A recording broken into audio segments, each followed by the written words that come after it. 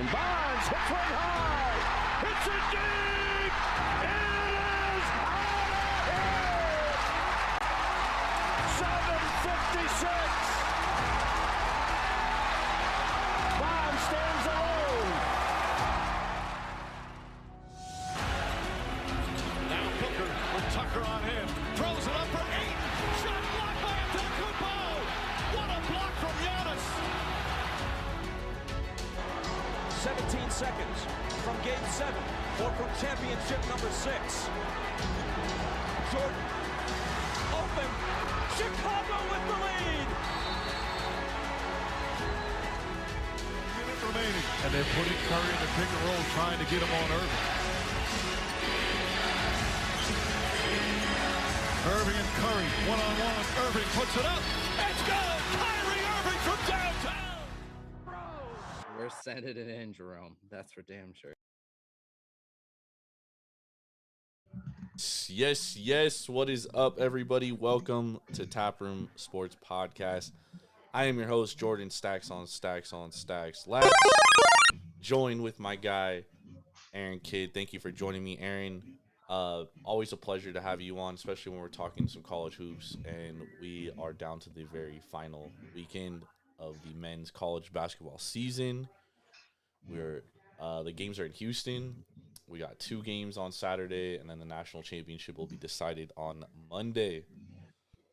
How are you doing tonight? Jordan, thanks for having me on, man. It's always a pleasure to be on, and can't wait to talk about these Final Four games. And I know we were kind of on opposite sides last night, so you took me in the NIT championship last night and being on North Texas there. So good call to you. Hats off to you, and ready to get after it today.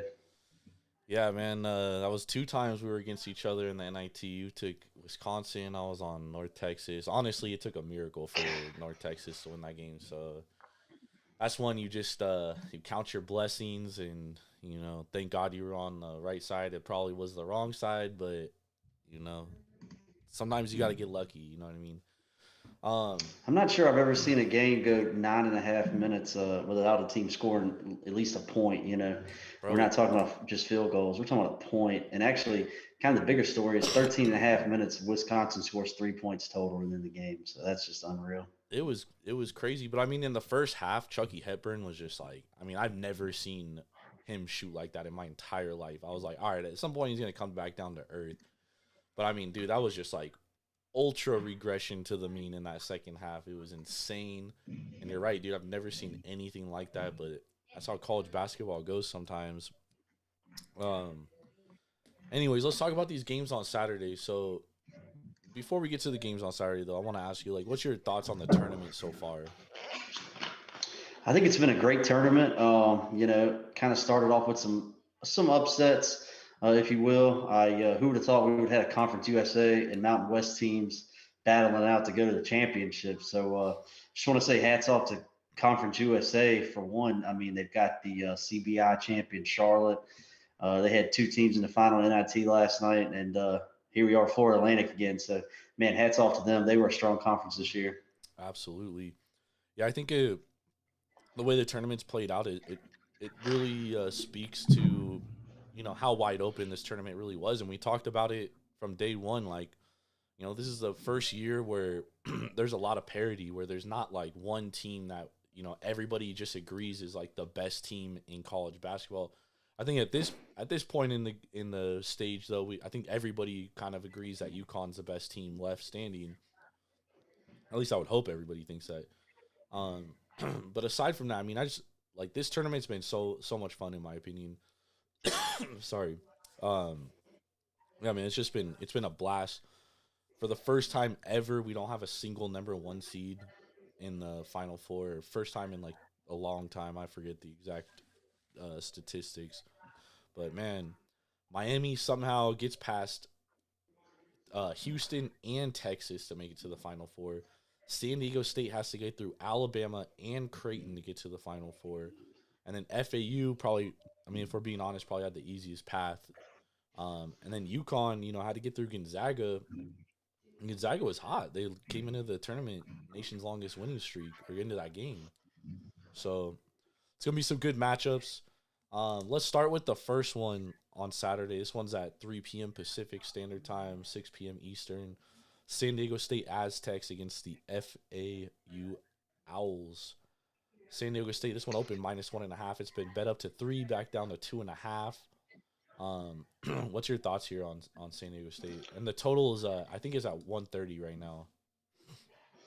Yeah, and to your point, Jordan, about what you said about the tournament, man, I think a point that we're not talking about enough is the fact that this is really the first tournament with the transfer portal and NIL being what it is. You know, we're kind of seeing that.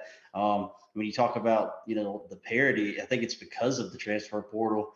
You know, some of these guys kind of bouncing around, or you know, if you follow me anytime on Twitter, you know, was big on UNC Asheville this year, hit on them to win the Big South. And look at Drew Pember. He's a guy that played, you know, 3 minutes in Tennessee, 2 years, and then comes and just kind of goes nuts in the Big South. So I think that's leading to it too. But anyways, you know, Florida Atlantic, San Diego State. At some point, you got to think San Diego State's going to run into somebody that can shoot the ball on them. They have. I mean, there was a stat earlier I saw. Teams that you know, want to try to make 8 or more 3-pointers in a game have lost every single game to San Diego State. So I think that's going to come to a point. At some point, you got to find some positive regression there. It feels like Florida Atlantic could be that team. You know, Florida Atlantic's actually a very efficient team. I know you were on them. I guess it was to beat Tennessee there. Yep. And they kind of went out right. I just think that team's on a mission. And as much as I love San Diego State, a team that I know you're high on. They kind of remind me of old UVA teams. You know, they just play very good defense. They defend the ball, defend the three really well, and kind of can come alive there in the second half. I think they've had to come back in a couple of games to make that happen. So, anyways, what I love about Florida Atlantic though, they have 7 or 8 guys that can be the guy. You know, everybody knows Golden, everybody knows Davis, and if someone that's watched Florida Atlantic probably 20 plus games this season before the tournament ever started, I know a lot about them, you know, and they just have a lot of guys that can be the guy. And so I think that comes depth, you know, and so I think I kind of like Florida Atlantic there.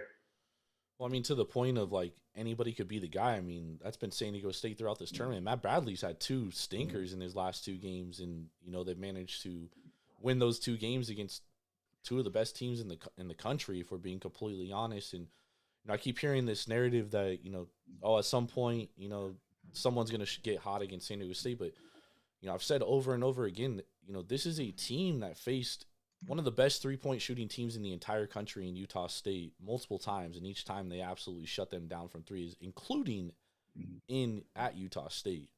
So, I mean, this is what San Diego State does. They defend and they get physical with you. They get up in your grill, and you're not going to get an easy shot. And you could even see against Creighton with Baylor Shireman, you know, every shot he took was a tough 3-point shot. It was not easy. And the only open shots they gave him were like 32-footers. Like, okay, they're going to give you 32-footer.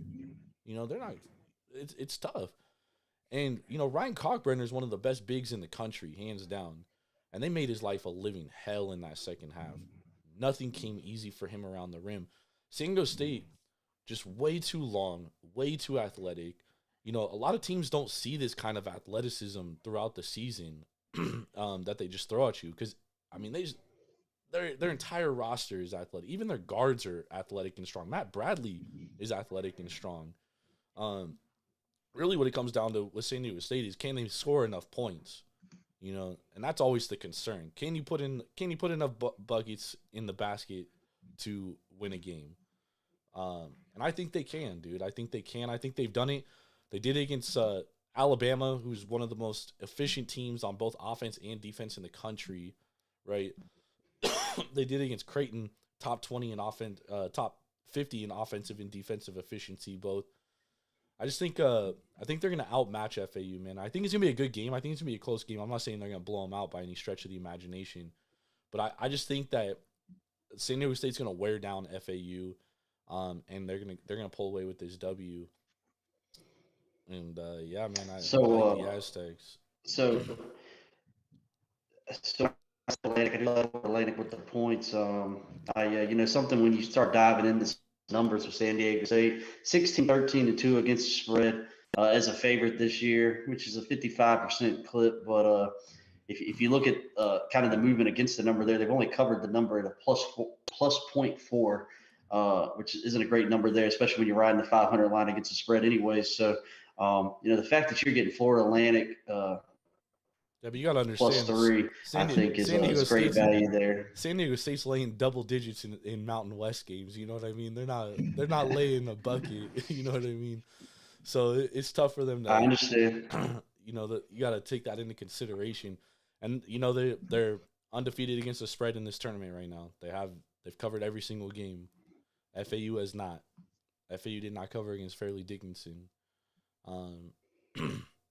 At the end of the day, man, I just think San Diego State, from a basketball standpoint, I just think they're just too physical, man. They're just gonna get in FAU's head, man. Like, FAU, the closest thing they played to a San Diego State team is North Texas, and San Diego State is North Texas on steroids. You know what I mean? So we'll see. Anything's possible, obviously. I'm expecting Matt Bradley to break out of his funk, and if he breaks out of his funk, I mean, it makes life so much easier for other guys on that team, like Lamont Butler and Darian Trammell. So I'm expecting a big game, and Jared Leday and Nate Mensa, man, I'm telling you, man, they've been nails, and Keyshawn Johnson has been one of the best defensive players in this tournament. He'll be a future NBA player too. Mark my words. But yeah, man, I like the Aztecs here. I laid the 1.5. Honestly, I would take this up to 3. I like it at 3, but I understand why people bought in at FAU plus 3. Because, I mean, this is going to be a close game. I definitely think it's going to be a one-possession game. But I can't get off the train now, baby. I've been on the Aztecs train for too long. Yeah, and to your point, too, about that, about being a close game, I mean, I think Florida Atlantic's kind of showed they can pull through in close games, and San Diego State certainly did, too, against a Creighton team that a lot of people had winning it all. They were kind of a sleeper team to win it all. They kind of just bodied Kalkbrenner, like you said, in that second half, man. It was pretty bad how they just bodied him. So and I don't think he's the type of guy that kind of gets rattled. I feel like, and I feel like you rattle him, he kind of throws him off his game big time. So hey, hats off to San Diego State. For what it's worth, I hated the foul call at the end, but it was certainly a foul. So yeah, I mean it's a tough way to lose the game, but it was a foul, and obviously it bounced my way, so I'm not going to get too upset about it. But it is what it is. All right, so you're on FAU, I'm on the Aztecs. Let's talk Miami and UConn. So this is another game where we saw a lot of money coming on UConn early on, and then we saw it went up to 6, and we saw money come back on Miami at plus 6. What's your thoughts on this game here? Yeah, Jordan. So, we still got that 30-1 UConn ticket sitting in my back pocket. And luckily enough, as we talked about on one of our pre-tournament shows, I have a Miami 55-1 ticket as well. Unfortunately, not as big as the UConn ticket. So I feel like I'm sitting pretty good at the position I'm in. The more I think about it, the more I think UConn might smash Miami. But, with Johnny Hawkins' news, with him having a non-COVID flu-like illness, I feel like that's why there was some buyback on Miami. I even saw it jump all the way to 5 for a while today. Oh, wow. So with that news, luckily enough, I grabbed some 6, Miami plus 6 out there to just try to middle my future, my UConn future. Because like I said, it's quite more than my Miami future. So I feel like I'm in a good position. But if I didn't have that UConn future, I feel like Miami's a team that normally I'd like to back some. They're on this run that is just unbelievable. We keep fading them and keep fading them, and luckily I was on them against Drake, but I've faded them a couple times. I had Texas on Sunday, and man, they came back to bite me in the butt there. I do think that was more of Texas losing the game a little bit though than Miami necessarily winning it though. Yep. Just because if Texas has a Chris Beard there, who knows, so anyways, I think that was more Miami Texas losing the game than Miami necessarily winning the game. Texas acted like they had never seen a zone before, since they were in They were elementary missing school. wide open shots. It was crazy. And so Miami kind of stuck the zone on them and just dared them to shoot, and they just couldn't do it. Anyways, I got Miami +6, just as a potential middle. So as far as the game, it should be very exciting. UConn's size should give them problems. Miami might not get a offensive rebound in that whole game. So seriously. Yeah. But the Johnny Hawkins news was a little alarming to me. And the one kind of thing about UConn that everybody's wanted to talk about is they don't really have a true point guard. Yeah. And when you're playing against 3 elite guards like that, it could bring you some problems. But I'm expecting an electric game. And for the sake of the show, I would probably be on Miami, but obviously want UConn to win with my future. So. Yeah, I mean, you look at this game, like from every aspect, it just screams out UConn to you. Like they should dominate this game. I think there's some overreaction to the Jordan Hawkins news. I think he'll be okay. I've seen Michael Jordan drop like 60 points with the free. You know what I mean? Obviously, Jordan Hawkins is not Michael Jordan, but the point guard thing with Tristan Newton stuff, I think they kind of figured that out halfway through the year, and it's like. The reason why I liked Iona to cover against UConn was because I was like, well, UConn doesn't really have a point guard, and Rick Pitino likes a full court press, and it might give him troubles, and it didn't give him any troubles. You know what I mean? So I think at this point, Connecticut's faced a lot of good teams, dude. They face 2 of the best defenses, Iona and St. Mary's, and then they face a really good offensive team in Gonzaga. So I think they've kind of seen it all, right? And they face a good defensive team in Arkansas with a lot of good athletic talent, right? The one thing that I think separates Miami from those other teams is Miami just got shot makers. Isaiah Wong, Nigel Pack, Jordan Miller, like these guys are going to make buckets. You know what I mean? But at the end of the day, like Connecticut's one of the best defensive teams in the country, and I think that goes unnoticed a lot. Like Miami's not going to get like a lot of good looks at the basket, right? They're going to get tough looks. And these guards have to make very difficult shots. And can they do that for an entire game? I don't know. Will they hang for a half? Maybe, yeah. I just think UConn at the end of the day, Donovan Clingan and Adonymous Sinogo, I just think they're way too much. Like, they've been too much for every team they've faced. You know what I mean? And Miami, their biggest player, Omeyer, that plays, he's 6'7". You know what I mean? Like, this is a small team. I don't see. Yeah, like I said, and something else, to your point, UConn does, as we were talking about earlier, UConn is either first or second in the nation in offensive rebound percentage. So yeah, they should be able to get some second chance points. It's the same exact thing that we said against Gonzaga. And they did, man. They just kind of dominated down low, and they were able to hit shots too. But I think Sonogo down low, man, is just. He might be the tournament player, he might win tournament MVP. I think might be the odds-on favorite, or either second odds-on favorite to win it. Agreed. Just for the sake of debate, the other thing that made me a little nervous about UConn is because if anybody listens to this show, they know I've been on UConn since the beginning. Was the fact that they have dominated teams so bad. Miami is a little battle tested. I think we were texting a little bit about this, and I was texting some other guys in the group text. Miami was in the Elite 8 last year. People forget that. Yep. And that team's kind of been there, done that, where UConn hasn't. So that was another thing. Jim Larinaga, he's a hell of a coach. I think he's underappreciated, but I think he's a hell of a coach. So anyways, like I said, I'm hoping for a nice UConn 88-40, 84 win over Miami. So that would be ideal. The thing with this game is, like, I feel like if you like Miami, you might as well take a money line because UConn's 0-6 in games decided by 6 points or less.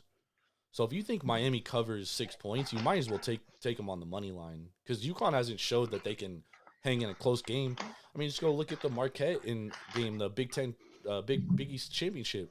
That game was close down the stretch, and UConn missed every single shot for the final 2.5 minutes. They didn't make a single bucket. So, I mean, this is a team that we've seen when push comes to shove and it gets in very tight games, they tend to, shrivel up a little bit. So I think if you're going to play this game and you like Miami, I would say take a money line. Don't forget the points.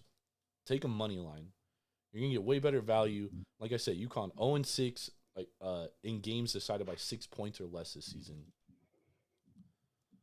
Just for those out there, I'm on UConn though. I'm taking a -5.5. I like them to win this game. I like them to win pretty big. The only thing that does kind of scare me is that like everybody's like, UConn's -110 favorite to win the title now. That scares me, like big favorites like that.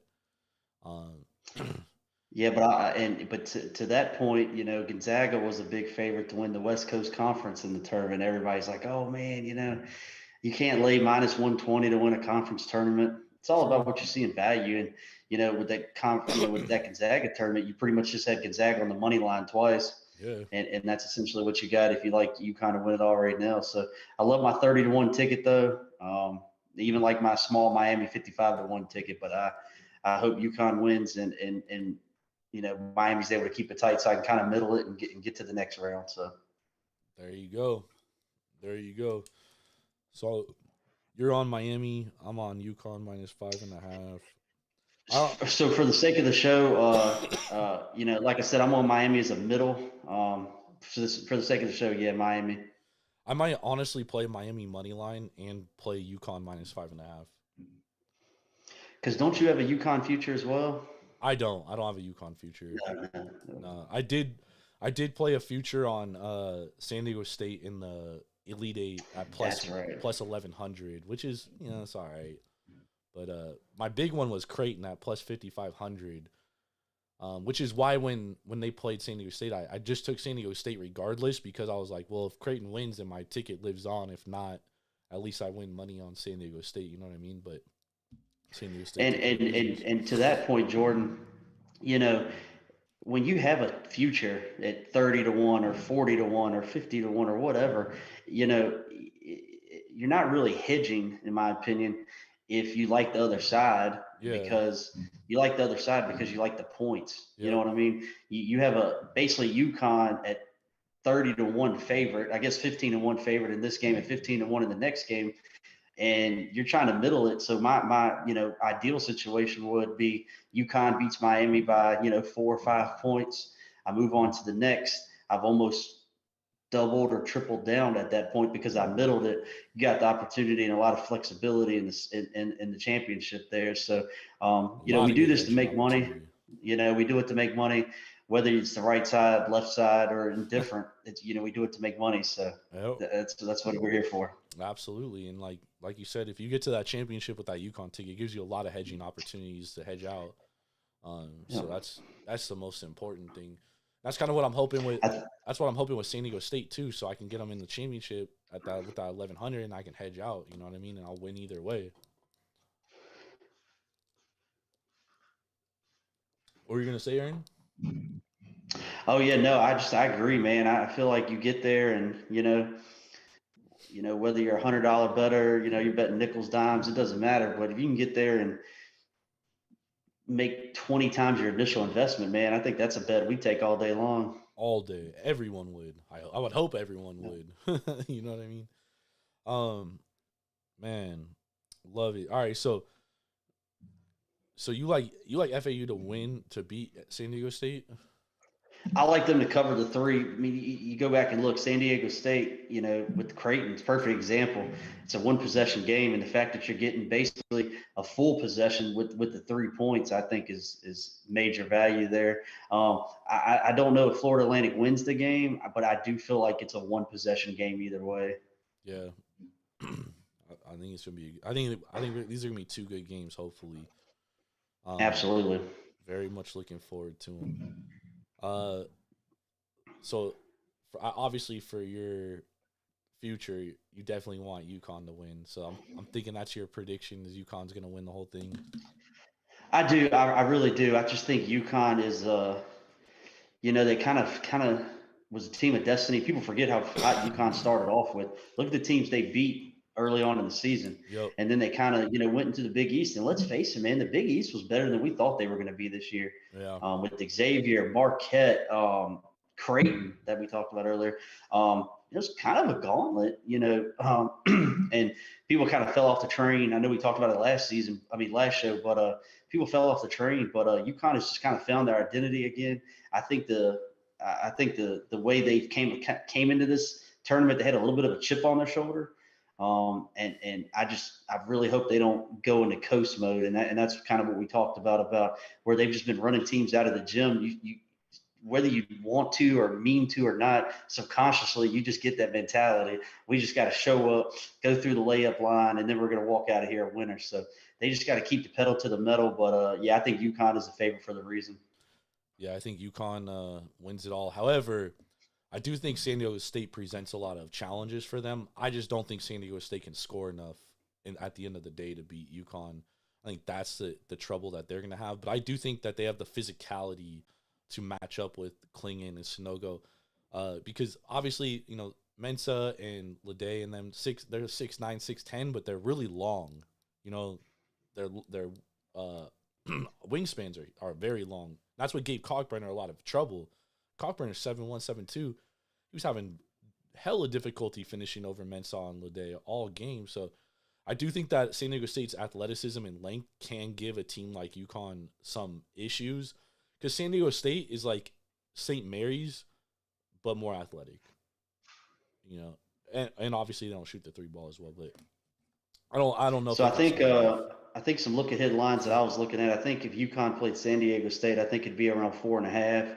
And I think if UConn plays Florida Atlantic, it'd be around 7.5. So just some interesting food for thought for you there. 4.5 seems short. Yeah, that's what I was looking at, though. But like you said, San Diego State can slow them down, match them. I don't know. We'll see. Man, that would be awesome if San Diego State won the national championship, dude. Mountain West team. And let's not shy away from it. We talked about Conference USA earlier. The Mountain West was good this year. I mean, San Diego State is battle tested too. I was high on Boise State. I was really high on New Mexico until that train derailed. And like you said, Utah State was great. Even Nevada was tough. I know they got kind of ran out of the gym, in the tournament, but Mountain West was tough this year. So San Diego State is battle tested as well. Yeah, there's a lot of good teams in one of the more underappreciated conferences. I'm just a little hurt because I thought the Mountain West was like a lot better this year, and then for San Diego State to be the only team to win a tournament game, like I was shocked, dude. Like I thought Utah State was gonna beat Missouri for sure. I thought Nevada could have beaten Arizona State. Arizona State did catch fire though, the last like week and a half, but I don't know.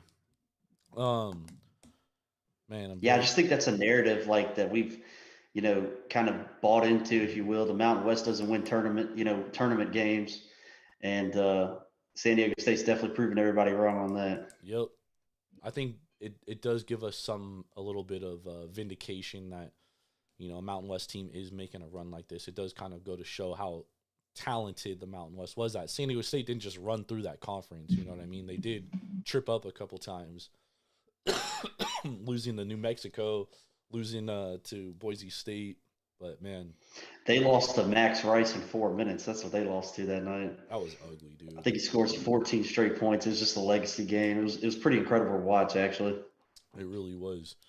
All right, man. So before we get out of here, best bet for Final Four. What do you got? As I said, for the sake of the show, I wanted to talk about Miami. But if a best bet for the show, Final Four, would actually be UConn minus 110 to win it all.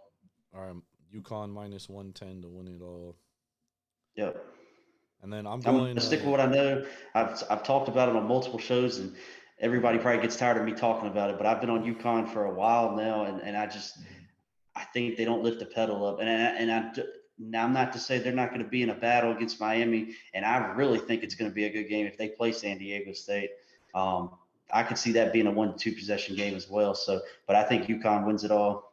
Yeah, I'm hoping for that. That's going to be a great game. All right, my best bet for Final Four, we're going to go Aztecs money line minus 150 right now. It's around minus 150, minus 155, depending on the book. I do think that minus 2.5 is good. I get at minus 1.5 though, so I'm gonna take the money line minus 150, and I like the Aztecs to win, man. I'm pretty confident in it too. So that's where we're at. Thank you everybody for joining us. That was a nice 30-minute show. Got in here, previewed the Final Four. Aaron will be back with us throughout the summer. You want to talk baseball too, right? This summer.